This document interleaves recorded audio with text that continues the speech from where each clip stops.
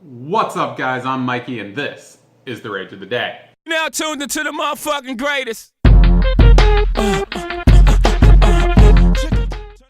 This week, we're going to cover Steph Curry and his insane contract, talk a little bit about Trump and attacking CNN, and round out with Jay-Z's new album, 444. Let's jump into it. Steph Curry, for those of you who don't know or have been sleeping under a rock, is the point guard for the Golden State Warriors and has recently signed a $44 million per season contract, totaling out to a little over $200 million for a 5-year contract. Arguably, Steph Curry is one of the greatest shooters of all time. This does, however, represent the highest average annual contract. That's the NBA, the NHL, Major League Baseball, and the NFL. And this leaves people wondering, are we paying athletes too much? If you're LeBron James, you came out and tweeted this, that basically Steph Curry is underpaid and should be making $400 million for this contract for 5 years. There have been others who have argued similarly that his production is actually going to make him more valuable than this contract, and they're actually getting a steal here. And others on the other side are saying,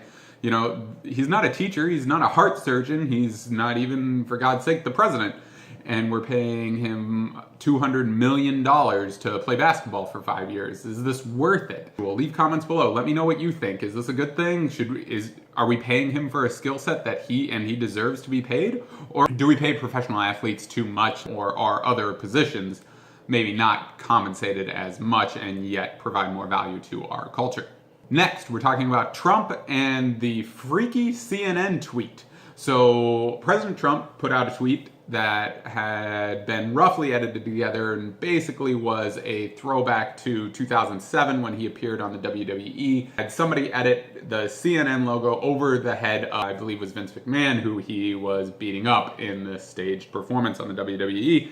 And this has led a lot of people to question, like, is this okay for the president to do? What's he trying to say here? Beating up CNN? Of course, supporters of the president have come out and said he's not encouraging violence and tried to spin this into believes wrestling is an art form. I don't personally buy that bullshit, just as we've seen him be before, and he has thin skin. And the real question is, why are we focused on this? Like, aren't there things like the economy and taxes and education that we should be focused on, that we could put our time into, whether you are a supporter or not of Donald Trump? What do you guys think? Is this just Trump being Trump and it's fun and it's fine? Or should we hold the president to a higher standard and he should not be sending out tweets that potentially promote violence, certainly are directed hate towards a certain group?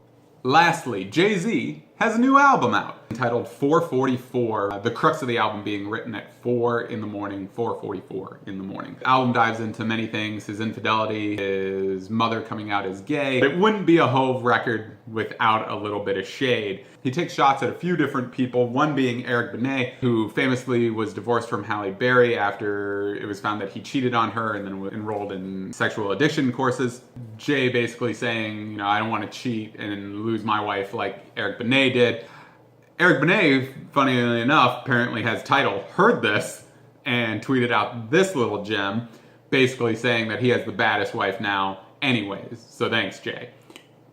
Do you though? You had Halle Berry, so like that one's up for argument there, Eric. The album also supposedly throws a little bit of shade at Kanye, with Jay reframing some of Kanye's lines into attacks on Kanye. Of course, none of us actually know if this is true or not, because me, just like the rest of the world, doesn't own Tidal. Stop trying to make Tidal a thing, Jay. And that, you guys, is the Rage of the Day. Tell me what you guys think. What are your opinions? Is Steph Curry being paid too much? Should Jay-Z be making albums still at his age? Let me know, you guys. Let me know in the comments. Let's have a dialogue about this. Let's talk it out. Thank you so much, you guys. And once again, let them know, Jay. Now tuned into the motherfucking greatest.